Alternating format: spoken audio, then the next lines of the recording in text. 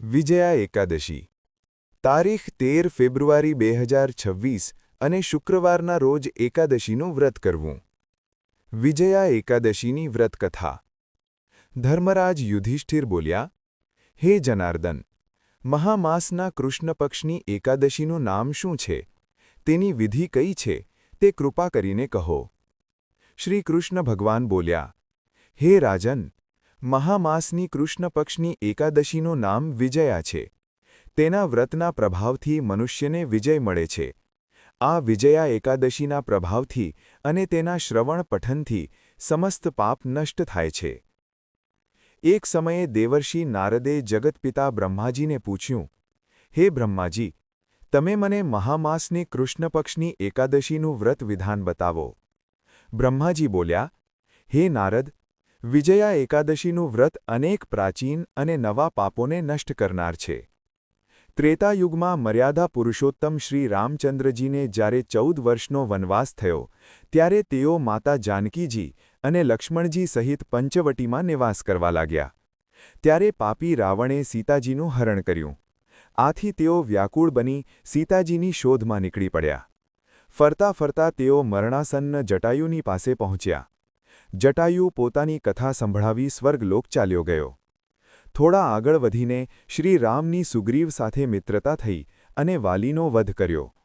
શ્રી હનુમાનજી રામચંદ્રજીની પાસે આવ્યા અને બધા સમાચાર કહ્યા. શ્રી રામચંદ્રજીએ સુગ્રીવની સંમતિ લઈને વાનરો અને રીંછોની સેના સહિત લંકા તરફ પ્રસ્થાન કર્યું. જ્યારે શ્રી રામચંદ્રજીએ સમુદ્ર કિનારે મહાન અગાધ મગરમચ્છોથી યુક્ત સમુદ્ર જોયો, ત્યારે તેમણે શ્રી લક્ષ્મણજીને કહ્યું, હે લક્ષ્મણજી, આ મહાન અગાધ સમુદ્રને કઈ રીતે પાર કરી શકીશું? ત્યારે શ્રી લક્ષ્મણજી બોલ્યા, હે રામજી, તમે આદિપુરુષ પૂર્ણ પુરુષોત્તમ છો. અહીંથી લગભગ અડધા યોજનની દૂરી ઉપર કુમારી દ્વીપ ઉપર બકદાલભ્ય નામના ઋષિ રહે છે. તમે એમની પાસે જઈને એનો ઉપાય પૂછો. લક્ષ્મણજીના વચનો સાંભળી શ્રી રામચંદ્રજી બકદાલભ્ય ઋષિ પાસે ગયા અને એમને પ્રણામ કરીને બેઠા. મુનિએ તેમને પૂછ્યું, હે રામજી, તમે ક્યાંથી પધાર્યા છો? શ્રી રામજી બોલ્યા, હે મહર્ષિ, હું મારી સેના સહિત અહીં આવ્યો છું અને રાક્ષસોને જીતવા લંકા જઈ રહ્યો છું. બકદાલભ્ય ઋષિ બોલ્યા, હે રામજી, હું તમને એક ઉત્તમ વ્રત બતાવું છું. મહામાસના કૃષ્ણ પક્ષની વિજયા એકાદશીનું વ્રત કરવાથી તમે સમુદ્ર અવશ્ય પાર કરી શકશો અને તમારો વિજય થશે. હે રામજી, આ વ્રતની વિધિ એ છે કે દસમના દિવસે સોના, ચાંદી, તાંબા કે માટી કોઈ પણ એકનો કળશ બનાવવો. આ ઘડામાં પાણી ભરી તેના ઉપર 5 પલ્લવ રાખીને વેદિકા ઉપર સ્થાપન કરવું.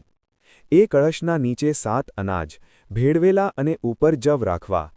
તેના ઉપર નારાયણ ભગવાનની સુવર્ણ પ્રતિમા સ્થાપિત કરવી.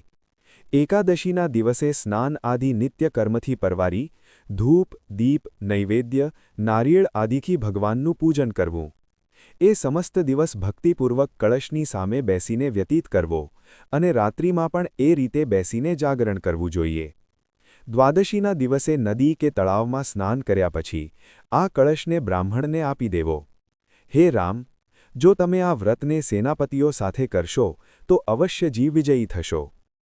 શ્રી રામચંદ્રજીએ મુનિ આજ્ઞા અનુસાર વિધિપૂર્વક વિજયા એકાદશીનું વ્રત કર્યું અને તેના પ્રભાવથી દૈત્યોના ઉપર વિજય મેળવ્યો. અતઃ, હે રાજન, જે મનુષ્ય આ વ્રતને વિધિપૂર્વક કરશે તેનો બંને લોકમાં વિજય થશે. રાધે રાધે.